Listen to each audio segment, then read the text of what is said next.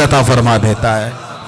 مجھے تمہارے مخملوں کی اور قالینوں کی ضرورت نہیں ہے۔ احتساب یہاں سے شروع ہوتا ہے بھائی۔ یہاں ہم نہ اپنے گھر میں بیٹھ کے مایوس باتیں کرتے ہیں، اور فلانے کے بچے کہاں پہنچ گئے، فلانے کے بعد بڑا پیسہ آ گیا، میں کچے مکان میں رہوں، میں یہ کروں، دیکھو مجھے نہیں سہولی۔ یہ تو آپ مایوسی والی باتیں کر رہے ہیں، یہ تو آپ کمزور باتیں کر رہے ہیں۔ یہ تو اس طرح کی باتیں تو ہارے ہوئے لوگ کرتے ہیں۔ اس طرح کا لب و لہجہ تو ان لوگوں کا ہوتا ہے جو احساس کمتری کا شکار ہوتے ہیں۔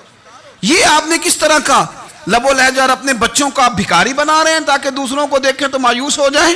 اٹھ باندھ کمر کیوں ڈرتا ہے، پھر دیکھو خدا کیا کرتا ہے۔ آپ کا جو احساس ہے وہ اتنا خوبصورت ہو، آپ کے لہجے کے اندر اس قدر ٹھہراؤ ہو، آپ کو اطمینان آ چکا ہو، اور آپ کے بچے کبھی بھی کمپیریزن نہ کریں اپنا کسی کے ساتھ، کبھی بھی انہیں کرنے نہ دیں۔ آپ کبھی وہ کبھی یہ بات نہ کریں کہ فلانے زیادہ اچھا کھاتے پیتے ہیں تو ہم کدھر ہیں، کرنے نہ دیں انہیں بتائیں کہ بیٹا اپنی مٹی پہ چلنے کا سلیقہ سیکھو، سنگ مرمر پہ چلو گے تو پھسل جاؤ گے۔ ان کو بتائیں کہ جو تمہارے پاس ہے یہ خدا کا عطیہ ہے، اسی پر تم نے قناعت کرنی کبھی بھی۔ حضرت زید بن حارثہ سے نبی پاک صلی اللہ علیہ وسلم کو بڑا پیار تھا۔ پھر ان کے بیٹے حضور کے غلام زادے حضرت اسامہ بن زید کے ساتھ بھی حضور بڑا پیار کرتے۔ لیکن یہ تو مسلمہ حقیقت ہے نا کہ عظمت اور شان تو سیدنا فاروق اعظم کی زیادہ ہے۔ امت کا اتفاق ہے کہ نبیوں کے بعد سب سے بڑا درجہ جناب صدیق اکبر کا، اور پھر اللہ نے مقام عطا کیا حضرت فاروق اعظم کو۔ یہ بڑے لوگ تھے۔ ایک دفعہ مال تقسیم ہو رہا تھا تو حضرت عمر رضی اللہ تعالیٰ عنہ نے حضرت اسامہ بن زید کو 4000 دینار دیے، اور اپنے بیٹے عبداللہ ابن عمر کو 3000 دینار دیے۔ تو حضرت عبداللہ ابن عمر گھر جا کے کہنے لگے، ابا جی اسامہ میں وہ کون سی خوبی ہے جو میرے اندر نہیں، اور اسامہ کے باپ میں وہ کون سی خوبی ہے جو آپ کے اندر نہیں۔ تو حضرت عمر کی عاجزی دیکھیے، حالانکہ بالاتفاق دنیا جانتی ہے کہ جناب عمر فاروق رضی اللہ تعالیٰ عنہ افضل ہیں، پھر بھی پتہ اپنے بیٹے سے کیا کہتے ہیں؟ فرماتے ہیں او سن یار، وہ خدمت گزار ہیں نبی پاک کے، وہ بھی حضور کے گھر میں ڈیوٹی کرتے، نوکری کرتے، اور ان کے بیٹے بھی حضور کی نوکری کرتے، یہ خدمت گزار ہیں۔ فرمانے لگے اگر تو نے پوچھ لیا تو سن، پھر میری تو رائے یہ ہے کہ تیرے سے زیادہ اسامہ بن زید حضور کی نظر میں پیارے ہیں، اور اسامہ کا باپ تیرے باپ سے زیادہ نبی پاک کا پیارا ہے۔ کوئی کمپیریزن کرنے نہیں دیا، بچوں کو کسی ایسی جگہ کھڑے ہونے نہیں دیا۔ فرمایا یہ وجہ ہے، یہ انداز ہے کہ تو زیادہ پیارا ہے۔ حضرت عمر فاروق رضی اللہ تعالیٰ عنہ پسند نہیں کرتے تھے، ذرا برابر بھی پسند نہیں کرتے تھے کہ کوئی شخص اور مال آتا تو اپنے رشتہ داروں کو نوازنے سے بچتے۔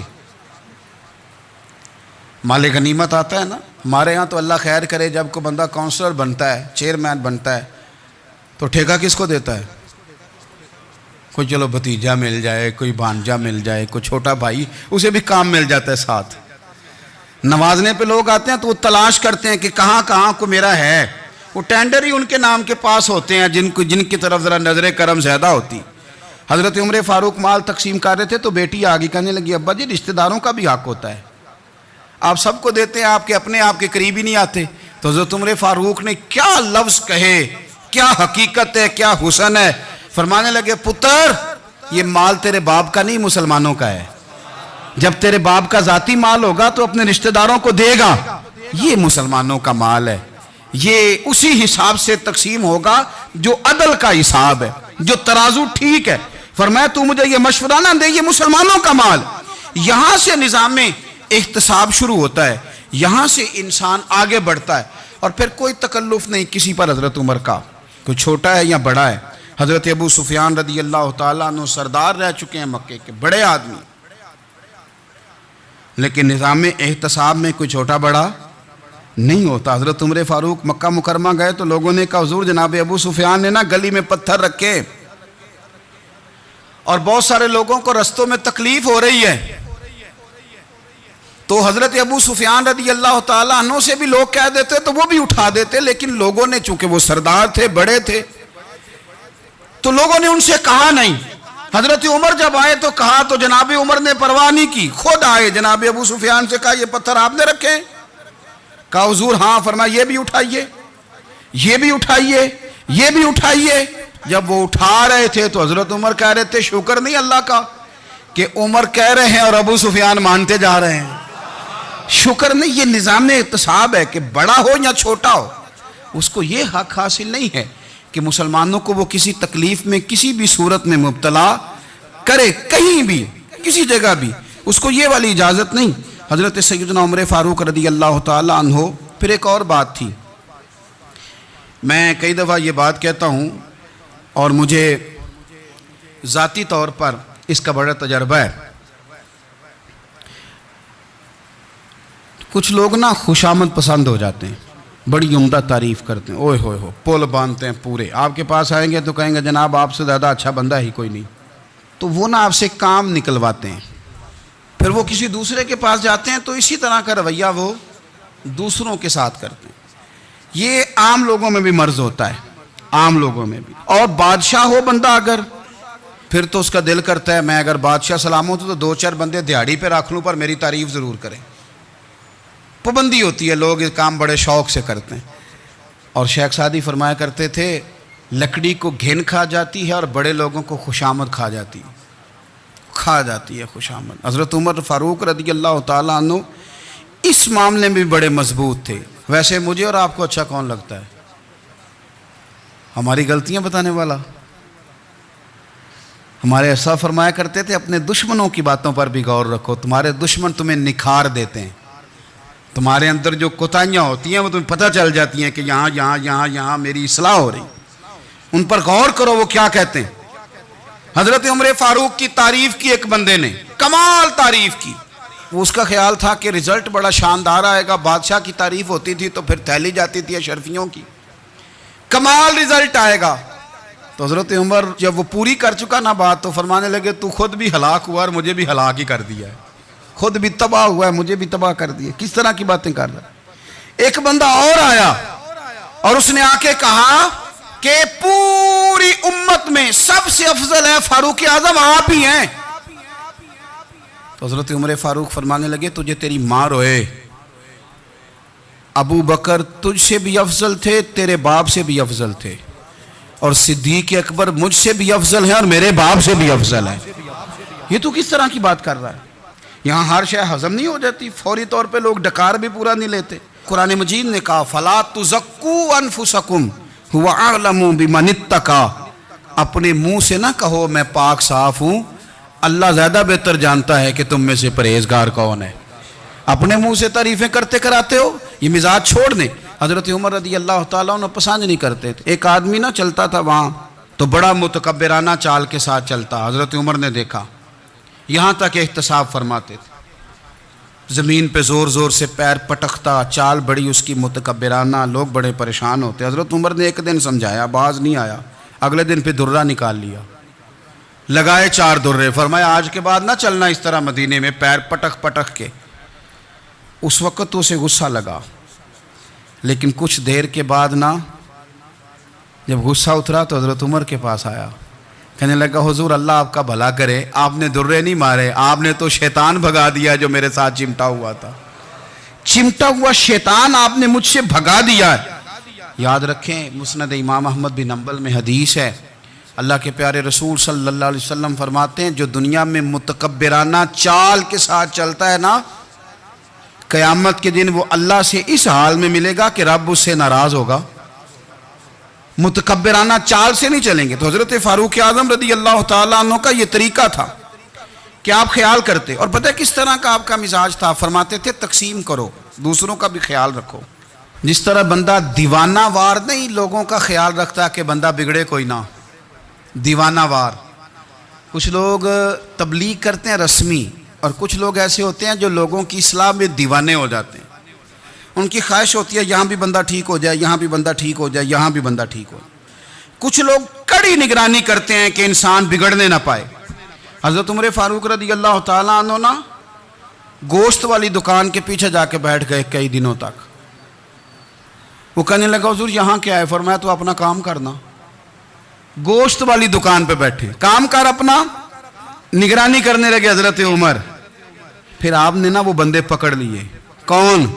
जो 2 दिन मुसलसल गोश्त खरीदने आए। पकड़ के खड़ा कर लिया। फरमाया तू कल भी गोश्त लेने आया था? हुजूर हाँ। फरमाया आज फिर खाएगा? हुजूर जी। तो आप फरमाने लगे क्या तेरे मोहल्ले से गुर्बत खत्म हो गई है? तेरे रिश्तेदार सारे पेट भर के खाते हैं, तू 2-2 दिन गोश्त लेने आता है। फरमाया आज के बाद मुसलसल गोश्त लेने आया तो दुर्रे से मारूंगा, खबरदार ये काम ना करना। यहां तक निज़ाम एहतसाब का जब ख्याल रखा जाए फिर हालात बिगड़ा नहीं करते, फिर वो काबू में रहा करते। हज़रत उमर फ़ारूक रदी अल्लाह ताला अन्हो इस तरतीब के साथ इस्लाह करते, इस तरतीब के साथ। सैयदना फ़ारूक आज़म रदी अल्लाह ताला अन्हो की एक बात आखिर में अर्ज़ करनी है, वो मैं भी अपने ऊपर लागू करूँ, आप भी गौर करें। हज़रत उमर फ़ारूक रदी अल्लाह ताला अन्हो ने ना ख़त लिखा हज़रत अबू मूसा अशरी को। आप फरमाने लगे याद रखना, जो गवर्नर, जो अमीर अपने रब करीम की फर्मा बरदारी करता रहता है ना, उसकी रियाया भी उसकी फर्मा बरदारी करती है। और जो लोग अपने रब करीम की फर्मा बरदारी छोड़ देते हैं, फिर जिन्होंने उनकी फर्मा बरदारी करनी होती है वो उनकी फर्मा बरदारी छोड़ देते हैं। आपने सिपा सालारों को ख़त लिखे थे, फ़ौज के जो जर्नैल थे, कमांडो थे, उनको ख़त लिखे थे। फरमाया जो सिपाही नमाज नहीं पढ़ता उसे फ़ौज से निकाल दो। और साथ लिखा था याद रखो जो रब का वफ़ादार नहीं वो हमारा कैसे हो सकता है, निकाल दो उन लोगों को, फ़ौज से अलग कर दो। हम आज जो बेपनाह परेशान हैं, हमारे बच्चे बात नहीं मानते, शागिर्द बात नहीं मानते, हम शिकवे करते हैं, बेअदबी बढ़ गई। अदब के साथ मैं गुजारिश करूँगा बड़ों की बारगाहों में, जो मेरी तरह के बड़े बने हुए हैं, बुज़ुर्गों से नहीं बात करता, उनसे मैं कहूँगा कि हमें एक दफ़ा अपने ऊपर भी तो गौर कर लेना चाहिए। कहीं ऐसा तो नहीं है कि हम जब तक अल्लाह ताला के फर्मा बरदार थे, जब तक हम तकवे के मेयार पर थे, हमारी बात मानने वाले हमारी बात मान रहे थे। कहीं ऐसा तो नहीं कि हम उस मेयार से हिल गए हैं तो अब जो हमारे फर्मा बरदार थे वहाँ से हिल गए। हज़रत उमर रदी अल्लाह ताला अन्हु फरमाया करते थे कि लोगों को उजब में मुब्तला नहीं होना चाहिए। खुद पसंदी का जो माहौल होता है इससे लोगों को हमेशा निकलना चाहिए। हज़रत उमर के एक साहिबजादे ने कंघी कर ली, अच्छा लिबास पहन लिया तो दुर्रा मारा जनाब उमर ने। तो आपकी बेटी कहने लगी अब्बा जी ये तो बिल्कुल जायज़ है, अच्छे कपड़े पहनना, अच्छा लिबास पहनना और सर में कंघी कर लेना, इस पर दुर्रा क्यों मार दिया? तो आप फरमाने लगे बेटा ये खुद पसंदी में मुब्तला होने लगा था, ये अपने आप को बहुत भला समझने लगा था, इसका ख्याल था कि मैं यूँ मेरे अलावा कोई नहीं। ये उस मकाम पे जा रहा था जहाँ इसकी तरबियत रुक जाती, इसलिए दुर्रा मारा है। एक दफ़ा हुकूमती मामलात के अंदर आपकी अहलिया ने मशवरा देना चाहा, बड़े काम बीबियाँ नहीं करती, बड़े बड़े मामलात में मुदाखलत नहीं करती। हमारे बर्रे सगीर में वो बादशाह नहीं गुजरा कि जो फैसला करता था तो कुर्सी पे बैठ जाता था और पर्दे के पीछे उसकी बीवी बैठ जाती थी, और जब वो फैसला सुनाने लगता तो यूं गर्दन पीछे करता और अहलिया जो कहती वो फैसला सुना देता। लेकिन एक दफ़ा खातून ने एक आदमी को हज़रत उमर ने माजूल किया तो आपकी अहलिया ने, उस आदमी की अहलिया हज़रत उमर की अहलिया से मिली होंगी, तो खातून ने ज़रा सिफारिश करनी चाहिए। तो जनाब उमर फ़ारूक रदी अल्लाह ताला अन्हु के हाथ में असा था, डंडा था, 2-3 दफ़ा ज़मीन पे मारा। फरमाया तुम्हें किसने इजाज़त दी है हुकूमती मामलात में मशवरा देने की? ये मशवरा मौला अली देंगे या उस्मान गनी देंगे? आपको किसने इजाज़त दी? वो हुकूमती मामलात, वो मुसलमानों का इज्तिमाई मामला, वो मुसलमान देखेंगे, आपको इसमें आने की इजाज़त नहीं है। जो आपकी जिम्मेदारियां हैं, आपके हुकूक हैं, उन पर आप बात करें। तो भाई निज़ाम में एहतसाब अपनी ज़ात से शुरू करें। हमारी औलादें, हमारे बच्चे, वो बाहर से उन्होंने ज़्यादा असर नहीं लिया, हमने उन्हें बताया कि हम बड़े गरीब हैं, हम बड़े मजबूर हैं, हम तो बड़े कमज़ोर हैं, हमारी तो सुनता कोई नहीं, ये तो अमीरों का मुल्क है, इसमें तो फ़लाने फ़लाने को अहमियत हासिल है। इन बातों ने हमारे बच्चों को कमज़ोर किया है, इन बातों ने हमारे बच्चों के दिलों में एहसास कमज़ोरी पैदा किया है। आप इनको जीना सिखाएं, आप इन लोगों को बतलाएं कि रब करीम ने जो तुम्हारे लिए बेहतर समझा वो तुम्हें अपने फ़ज़ल से बड़ा अता फ़रमाया है। आप इनको इनके मकाम पर रहकर खुददार और कनात पसंद होना सिखाएं। आप यकीन करें घर अमन वाला बन जाएगा। बच्चे अगर भुना हुआ गोश्त खा रहे हों और फिर भी लाड़ी रहे हों کہ مسالہ میری مرضی کا نہیں، سٹائل میری مرضی کا نہیں، ٹیسٹ میری مرضی کا نہیں، یہ والا گوشت میں نے نہیں کھانا، یہ اس طرح کر کے بنا ہوتا تو پھر میں نے کھانا تھا، وہ زیادہ خوفناک صورتحال ہو جاتی ہے۔ لیکن اگر ابا جی اماں جی گھر والے کھیتوں میں کام کر رہے ہوں اور بچے اچار کے ساتھ روٹی لے کے جائیں اور بننے پہ بیٹھ کے پھٹے پہ بیٹھ کے وہ پھر کھانا شروع کریں، اور جب وہ اچار آئے اور وہ ایک دوسرے کو کہیں کہ آج تو 2 کلے ہو گئے میرے کام کے، اس دفعہ تو دیکھنا ہماری فصل کتنی شاندار ہوگی، ایک دوسرے کو دیکھ دیکھ کے وہ ہنسیں اور مسکرائیں اور ان کی باتوں میں لذت ہو، اور پھر وہ کہیں کہ آم بڑے اچھے مل گئے تھے، دیکھو اچار کتنا سونا آ گیا ہے، دیکھو یہ کس قدر زیادہ اچھا ٹیسٹ ہے، تیل بھی بڑا اچھا ہے، گل بھی بڑے وقت پہ گیا ہے۔ آپ یقین کریں یوں لگتا ہے کہ کائنات کی سب سے بہترین روٹی یہ لوگ کھا رہے ہیں۔ یہ سوچ حضرت عمر نے ہمیں دی ہے، یہ فکر جناب عمر نے ہم تک پہنچائی ہے۔